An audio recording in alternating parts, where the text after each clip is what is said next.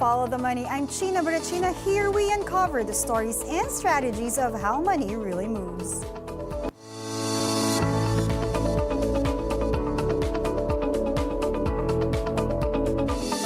Today, we're turning the spotlight on a story that proves success can start far from the city lights.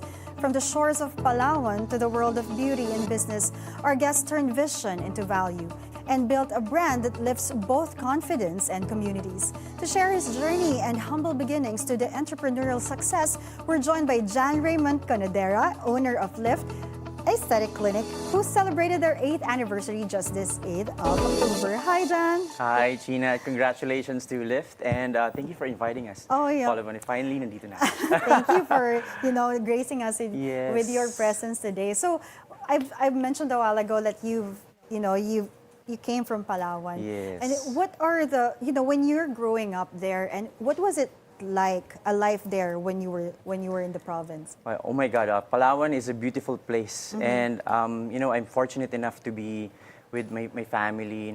Lumaki ako doon. I'm a probinsyano. I have big ambitions, and we're a very Filipino type of family. Close-knitted kami, the family ko. Si Mama, si Papa, si Rolly Conadera, and Estelita Conadera. And I grew up in a very simple place, Talahib, I remember.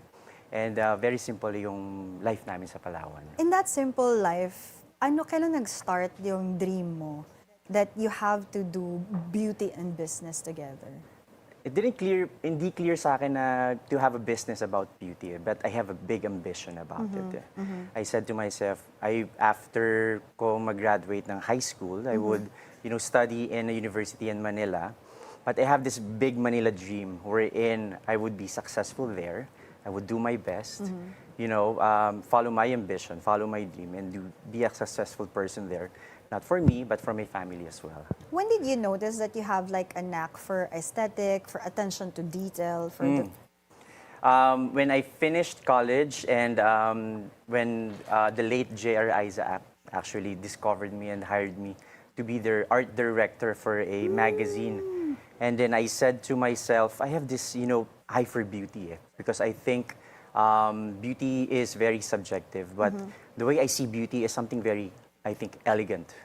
And I see beauty as a purpose. And when I create like beautiful, art-directed graphics and, covers of the magazine, it translates, it makes them, beautiful as well. Nice. So what was your first hustle naman, the job that you want to go beyond the island life? When I finished my university in Jose Rizal University, I said, I want to stay here. And I did some, multimedia designs and web designing, and even I did like art directing. And that made me stay in Manila, and I want to, stay in the beauty industry. And that's where I started to dream about having an own business, which is Lift Aesthetic Clinic. So how did you, growing up in the province, how did it influence your sense of creativity naman and drive? Well, I watch a lot of televisions. I even watched like yung FTV when I was still young. And I said like, this is the life I envisioned in Manila. It's glamorous, it's exciting, it's busy, it's very beautiful. But before you went there, you did real estate, diba? I did, What yes. was your journey from your career leading to being a co-owner of Lift Aesthetic? So I started doing real estate when I wanted to be, a well-rounded person in terms of business. Kasi after ko multimedia and creative direction, I said, parang may kulang. I wanted to be, the best person for sales. And having a sales skill is one of the skill that is really for life na. Yeah. You offer services, you learn about the product, and you also envision like being a top seller. And then from real estate to the aesthetic business, what motivated you for the shift, to that shift? For the shift, actually, the storyline there would be meeting Dr. Cyril Agan. Bakit may stars sa mata mo? Because we have this big dream of having our own clinic. I met him as an aesthetic doctor na he was working for a different clinic. Ako naman, I love doing procedures on myself, but I worked with other clinics as well.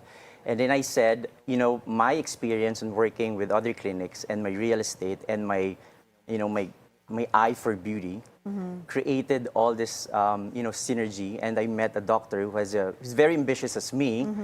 And, in the right timing, we started our clinic, which is Lift Aesthetic Clinic. And captured your heart. And captured my heart as well. He offered me Botox, sabi niya sa akin, you know what, let's meet and let's do a bit of Botox and gluta. And I said like, oh, why not? And then it started our relationship. We're 9 years now. Oh, wow. Our clinic is sana 8 years. First baby Grabe, namin yung no? clinic First- namin. Was it curiosity or like instinct, opportunity that led you to make those moves? It was pure instinct, I think. When you see opportunities, you have to have a very good sense of, is it something good? Is it something exciting? Is it something positive? Out of your comfort zone, but you will learn. And that's the time you will, see opportunity by itself. And how did you spot naman the chances others might have ignored? Well, you just have to be open to everything. Just have to be smart on your move. And when you see an opportunity, you grab it. And when you feel that, this is something right for me, and this is something I love to do, and this is something that is good, you go for it. From industry to another industry, what did you learn from what have the experience taught you in your career that you still apply today? Relationships. I've been maintaining good relationships even, from my first employee up to now, and giving good values to your relationship, giving values, being connected with them, and until now, I'm doing that for my patients. Whenever they have, concerns and inquiries, I'm the first one would really address it, would talk to them, and you have to have these connections because business is about relationships. And how working in real estate, how do you learn to deal with high-end clients and expectations? Kasi diba, it's a different type of audience. They vary. Kailangan talaga mahaba ang pasensya mo to everything. But you have to be very professional. Regardless on how small the sale is, on how big the sale is.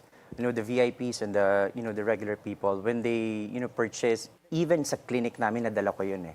You have to be true. You have to be very accommodating. And you have to build a very good rapport and longer relationship. It's not about transactional. Once na nagbayad na, tapos na tayo. No eh. You have to building relationship. You have to build relationships talaga. And that what makes it effective. Na until now, that's my core value sa clinic namin. You're handling the marketing and yes, sales and marketing, sales branding, and marketing, social media. Diba? So I would think that you are keen into beauty and form as a package na how your branding is. So how did you realize at one point did you realize that your passion lies on beauty and form? It started with a magazine. When you were an art director. Yes, when an art director. When I was, imagine mo, 21 years old ako noon, I was handling, beauty editors and models at that time. It was overwhelming. At now, na-apply ko sa sarili ko because, as now I want to look the best for my age. I'm 40 now. I just turned 40 few days ago. Oh, wow! Wow, But grabe, I started, maintaining and, a bit of, fillers and Botox Grabe, on myself. Jan, And I want to look the best for my age. Yeah. And that builds confidence. That builds more value in life. Kasi And diba the reason why you discovered this is because you are also a fan of the doing procedures. technology. Yes. Oo. The injectables, having undetectable aesthetics. So instead nga na you're spending na ginawa mo siyang something to business. Capitalize. Capitalizing Yes, because yes. you believe in the technology. I started when I was 27 years old and I said, ako may wrinkles na ako, maybe I should, see a doctor. And then it's a maintenance from there on. Right now I'm 40. I'm doing a regular, Botox with Dr. Cyril Agan, fillers, lipolysis, and the small things is very economical kasi hindi siya one time big time when you start maintaining it. And then so how did it evolve? Kasi may passion ka na talaga Yes. to do it. How did it evolve and vision yourself for Lift Aesthetic na parang this is what I want for my skin, for my face, and it transpired to your business naman? Definitely, natural looking. You mean the aha moment? Yeah, the moment that captured you na parang okay, this is what I want my face, pero ito pwede siyang business eh. I vision that every client that we have will have that kind of like satisfaction that paglabas ko ng clinic, ito yung nararamdaman ko. When it started during our first year of our clinic, when I noticed that every time na may gumagawa si Doc Sai ng mga procedures, when we do a follow-up, our clients, they have a different confidence and glow. I think it's in the procedure itself. When they see themselves in front of the mirror and they're very happy, and then they have this glow. They're very happy, and then I realized it during pandemic. So that was your aha moment? Oo, that was a aha moment na talagang when you're doing procedures like this, it's help them do more, more value about life. But my aha moment when I realized that, I'm here is actually kanina when I was staring at the lights, as I said, Wow. like, I'm being interviewed. Nice! And being on a magazine, sa People of Asia, being named as one of the Men Who Matter, together with Senator Tito Soto and Bam Aquino was a big thing. Wow! So how much does Lift Aesthetic reflects who you are as a person? Kasi di ba every brand has a personality. Yes, definitely 100%. It's me and Dr. Cyril. We're 100% of who we are. We walk the talk. We walk the talk, China. I can see that naman. Before we even, offer the procedures to our clients, we tried it first. We tried the limitations, we tried the advantages, the longevity. Everything that we offer, we use it first. And that's the time, the clients appreciate it because we're very truthful to our brand. Our brand is about fitness. What you see in social media, that's ours. That's who we are. And, we're trainers. We're very generous to our patients, very generous to our models and friends. And that's how they see us. Do you think that, growing your relationship with money has a big, in terms of like being generous and being able to like have an open hand, sharing the values and talents that you have?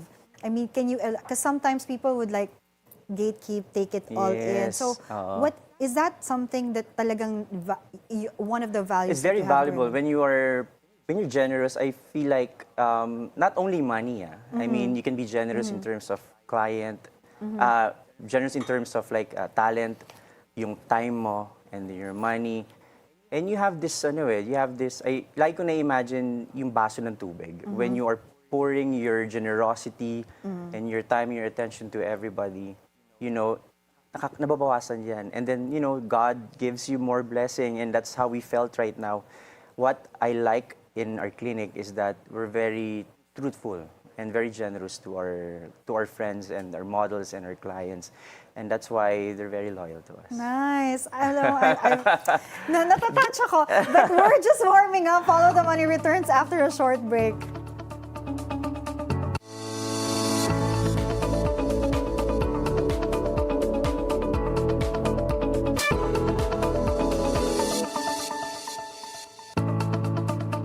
Welcome back to Follow the Money. Still with us is Jan Raymond Conadera, co-owner of Lift Aesthetic Clinic. So let's go naman to the brand. I mean, you all have your humble beginnings, and you have mentioned to me before that no bank wanted to lend you money. How did that moment shape you? When we decided to have our own business, China, we have a very small capital. May naitabi kami ng konti. And then we even tried asking for loans sa bank. And thank God, hindi kami na-approve kasi kung ganon, until now, we're paying for amortizations pa, di ba? Nice. So, Blessing in disguise. yes, blessing in disguise. So, this small capital, ang ginawa namin is naghanap kami ng contractors na mura. We even designed the clinic based on our design. So, wala kaming interior designer. So, kami lang talaga. And ang mindset namin that time, China, is hindi kami pwedeng matalo. Kasi kung matatalo kami, wala na kami. Kasi ito na yung last, ito yung last, draw namin to be successful. And sometimes scarcity will teach you how to be really resourceful, diba? Iiba yung attitude mo when you are on your final straw na. And that mindset, until now, yun pa rin yung ginagamit namin ngayon. So, we're very fortunate na nakuha namin yung ROI namin in 3 months. Grabe! In 1 year, nakapagtayo kami ng clinic sa BGC. Huyo ka na ngayon kung sino man yung Hindi, pero okay na rin yun. Kasi But it was a good, grabe yung mindset namin. Talagang hindi kami pwedeng matalo. So, inaral namin yung formula hanggang sa kuha namin. Nice. And we were thankful na maraming tumulong sa amin that time. Nice. And that's why you are generous also. It's because, di ba? I saw it It happened Tumulong kami, tinulungan kami. And then right now, we're just continuing the chain. And then what was your first move to raise your own capital nung sinabi mo that you lifted from scratch? So nagsimula ka sa contractors and then kailan mo nakita na parang, kasi on the third month, na-hit mo na eh. So syempre may trajectory yan. So pang ilang month mo nakita na parang, okay, this is starting, and boom, parang, oh my God, makukuha natin yung ROI in 3 months. When I was checking, kasi sales and marketing ako, no? So I was checking the amount of sales coming. And pag nakita mo yung progress kasi China, you get to be more motivated and creative to create more marketing campaigns eh. And sometimes it fails, sometimes it does. So ako, as a graphic designer and art director, Grabe, graphic designer ka pa pala. That was art directing. Gumawa ako ng campaign, we called it Sexy Jaw. So that Sexy Jaw campaign, pakita natin sa screen later, no?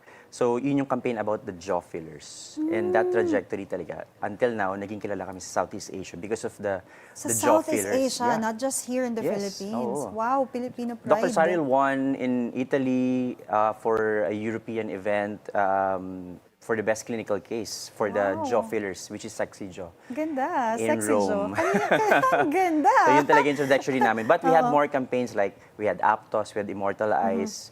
We didn't go with the flow of other clinics or trending. We created our own. Nice. And that made us very, I think, unique and kilala in this industry that we have our own brand. You're very passionate when it comes to like the form, the beauty. How do you balance beauty and business? Because at the end of the day, it needs to be profitable. And that led you to the 3 months ROI. So we started very low, no? Very practical, and hindi kami naniningil agad ng mahal. And then from time to time, we increase because syempre nag-increase yung skill ng doctor. And also we try to be aware of our competitors as well. Talagang inaral ko, magkano yung ganito, magkano sa dito. But we try to put value, more value in what we actually ask. Longevity of the product, quality of the product, and also the skill of the doctor. So we bank on those. And that's what the clients appreciate most is because we ask, hindi naman kami hindi kami super luxury eh. We're reasonable luxury. So that's why they like what they have because, you know, they see natural results, they see effect, and, you know, we take care of them. Nice. Now you lead the presentations na, diba, and marketing. What's Yes. your formula for making naman clients feel the brand? Kasi yan na sinasabi mo na sa akin. But in the client level, how will you make sure that, you know, they feel the brand of Lyft naman for you? But it starts with the logo. Of course, the logo should be unique. And it starts with your social media. I think right now, the calling cards are your Instagram and your Facebook. You have to make it very credible and truthful. You post, you know, reasonable things and valuable things about you yourself because the client wants to know you, eh. Yeah. Right? And when you put your achievements online in your events and what you do, you put a lot of interest and value on your branding. And yes, I do presentations. My goal to doctors when I present to them about marketing in Bangkok, in France, Grabe, in Mr. Georgia, Philippines ka na kasi in you're- Monaco. Ang Grabe. ginagawa ko doon is I try to be generous on my information and how it works, how it worked in my clinic. So very excited ako magturo actually pag ganun. Nice. So doon ako nakilala as a trainer as well. Balikan natin yung being rejected from the bank and then ngayon serving the VIPs Yes. and, you know, being a representative of the Philippines. What kept you going when it felt impossible? You just have to be very, you know, you have to have grit. Kailangan strong sa ambition mo. Regardless kung mag-fail, as in, almost negative ka na, or feeling mo utang ka na or whatever. You have to be very strong with your values. You have to be very strong. Huwag ka magpapatalo sa lungkot. You know, problems, it happens because, you know, it makes you strong. And once you overpass those problems, you are a better businessman. And then what habits naman, like, you know, yung habits, financial habits that help you move from being a dreamer now to an entrepreneur? I capitalized on my dream because wala pa akong pera dati. So right now, when I have resources na, you know, profit motivates me because I'm a sales and marketing. When I target my sales, I'm happy that, you know, na-achieve ko yung goal ko because, you know, it's very successful campaign. In terms of like thinking about passion that leads to profit, what fuels naman your passion? What fuels my passion? Beauty. Yung Beauty. nakikita mo na parang, Yes. wow, they are more confident. They are, Beauty is not just by physical looks, but it's, of course, it's superficial. You can see it by physical. But when you feel them, that they're, the clients are happy, they're more engaging, and then nako-compliment sila, and then, after 5 years, nasayo pa din, that fuels my passion to be better. in that 5 years, how would Yes. you see success look like to you? Figures, numbers, definitely bigger clinic, a bigger clinic, more network, and more clients. That's how I see my growth. From being a dreamer in the province, that now that you are in the city, what would you advise those that are, in the province and they think that it's too far from the dreams that they are achieving? What do you want to tell them? Be ambitious. I think ambition, it's boundless. You have to protect your dream. When you are in the province, you don't know what's in Manila. And when you're in Manila, you don't know what are the challenges. There are a lot of challenges actually, pero di mo kailangang matalo about sa lungkot, sa hirap ng buhay. Pero nandun yung dream mo eh. So regardless kung paano mo gagawin yun and how you achieve your dream, it will happen when you think about it. And this is a manifestation of who I am right now, and I'm living the dream that I'm chasing before. Nice! And that's oh my it. gosh, feels like it's possible. It is possible. Everything's possible, Sheena. Now, Jan, we go to the rapid fire. So Okay. anything that comes to mind, you don't have Pati to... na ako maiyak na. Ipo-focus natin si Jan. If success were a makeup product, what would it be? Foundation, highlighter, or setting spray? It should be a makeup. Okay. Morning ritual check. Are you coffee first, then goals, or goals first, then coffee? I dream first and then I drink coffee. So ito, be honest. Have you ever used a ring light just to take casual selfie? When you're beautiful, you don't need the ring light because you're the ring light. Oh my God! If money could talk, what would it say to you right now? Use me as a tool, not for evilness or for something else, but use me to help your dream, your friends, and everyone around you. Nice. And ito, when you complete the sentence, money follows you when blank. Sorry? Money follows you when blank. Money follows you when you're generous and you're kind to everyone, but you have to help yourself first. Nice. And then last but not the least, our traditional question here is, money is the root of all blank for you. Money is the root of hard work, ambition, and your love for yourself. When you love your work, you love to do, follow, money will follow. Thank you, Jan. Thank you so much, Jan Raymond Conadera, for your insights, and marami kang na-inspire na taga-province that Sana. that this is Yes, possible sana. to dream. Yes, of course. When talking about dreams, determination, and the journey from humble beginnings to success, one quote perfectly captures that spirit. The biggest adventure you can take is to live the life of your dreams. That's from Oprah Winfrey. From the shores of Palawan to the heart of Manila's beauty industry, our guest proves that ambition, creativity, and grit can turn dreams into destiny. He started with no capital, faced rejection from banks, and built his brand from the ground up, now leading one of the country's most promising aesthetic clinics. Today, we unpack the purpose and the passion and the possibility of him being with us in terms of following his heart through his passion. Special thanks to Amen Global for my suit and Rafa Salon for my hair. I'm China Barachina. Stay curious, stay sharp, and always follow the money.